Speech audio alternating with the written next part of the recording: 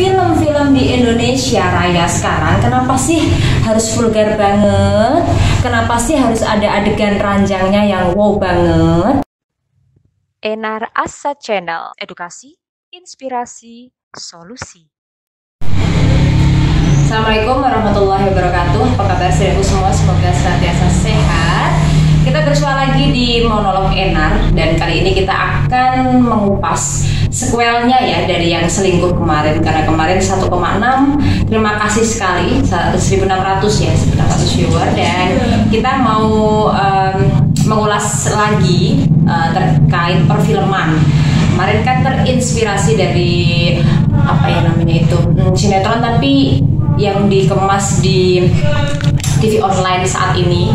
Nah, itu saya terinspirasi dari salah satunya dari film Layangan Putus. Nah, pasca itu saya kemudian nonton, tadinya cuma nonton trailer, saya nonton sinopsis, dan kemudian saya jadi kepo karena banyak nih cerita yang bilang pasca nonton sinetron apa itu film Layangan Putus itu, kemudian teman saya harus dicek rekeningnya sama sama istrinya, terus dikit-dikit dicurigain. Itu ternyata bener-bener membawa apa ya, vibes ya, atmosfer untuk cewek-cewek mamah-mamah muda khususnya ini agak curiga gitu sama lakinya.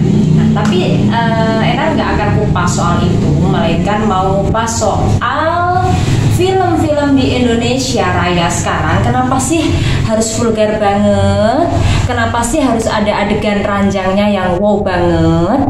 Dan saya juga penasaran itu di komen-komen para netizen ya, itu netizen plus 62 juga alhamdulillah banyak yang smart dengan komentarnya, ada yang cukup keren saya pikir, dengan mengatakan begini, mereka kan bukan muhrim, kemudian oke lah dalam film itu nikah siri atau segala macam, nggak melulu selingkuh atau apa gitu kan di kisah nyatanya, terus kemudian difilmkan sewow itu. Tapi kan nggak harus untuk memperlihatkan adegan ranjang yang luar biasa. Kita bicara itu lebih lanjut monggo nanti yang ahli perfilman bisa mengupas tuntas. Tapi saya melihat dari frame penerimaan publik dari segi sosialnya gitu ya, jadi itu masih merupakan kapasitas Enar. Nah, singkat saja, film di Indonesia kita mulai dari film AADC yang belum terlalu lama, jadi di tahun 2000-an itu ketika si Rangga sama Cinta ada adegan itu di bandara, itu aja sudah pada wow, sudah pada gitu katanya vulgar dan segala macam, itu baru kissing. Apalagi kita menyoal film Layangan Putus ini yang 22 tahun ya, dari 2000 berapa, 20-an tahun berselang, itu kemudian ada film adegan ranjangnya. Halo gitu, kita masih budaya timur kan. Oke, ketika banyak yang mengatakan kebudayaan kita sudah terkontaminasi ala barat, kemudian pola hidup lifestyle di Jakarta kayak gimana, di kota-kota besar kayak gimana, mohon maaf seperti itu. Tapi bukan kemudian itu diamini menjadi sebuah hal yang lumrah gitu, sebuah hal yang mafhum, kemudian harus apa iya sih kalau cuman harus beneran gitu, apa iya sih nggak ditutup apa, terus cuman sama angin gitu ya. Banyaklah cara untuk mengakali, nggak harus seperti itu. Karena apa? Yang mau dijual itu apanya? Yang mau dijual itu kisahnya untuk menginspirasi agar kita setia sama pasangan, nggak selingkuh. Apakah yang dijual adalah adegan-adegan semi mesum itu? Ini bahaya banget. Saya pernah podcast yang kemarin ya sama KPID Jawa Tengah yang mengatakan bahwa lembaga sekelas KPID yang merupakan lembaga concern di penyiaran di Indonesia itu saja tidak bisa mendobrak kanal YouTube, karena memang penyiaran itu baru masuk ke wilayah televisi, radio, dan juga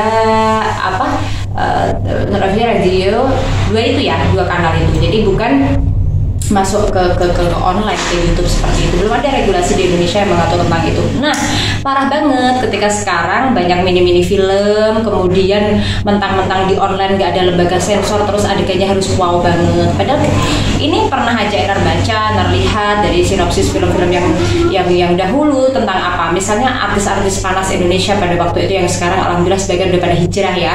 sebagian juga sudah cukup umur sehingga beliau juga syutingnya yang biasa-biasa saja. Ada yang sudah berhijab dan sangat menginspirasi, Keko Sirawati ya, kalau saya salah nama. Kemudian ada juga Julike Prastika ya, yang sering main di FTV-nya Indosiar. Jadi itu aja dulu dia menceritakan itu harus pakai cara diakalin gimana biar kayaknya begituan, tapi itu nggak gituan gitu.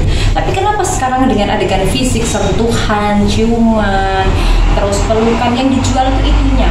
Dan maaf, ini penting banget dari KPI ya, dari pusat, sekalipun memang nggak harus menyentuh kanal YouTube langsung, tetapi ini juga harus diingetin, ini tuh nggak bagus, apalagi kalau YouTube sekarang yang pegang semua umur, kemudian juga anak-anak banyak yang pegang HP, aduh gitu, dan mau apa gitu kan. Jadi ini perlu banget untuk dilihat lebih lanjut bagi para pejabat terkait, misal KPID dan pegiat film yang memang masih concern untuk memberikan suguhan yang edukatif, tidak melulu harus ngejual deh yang seperti itu demi untuk meraup pundi-pundi.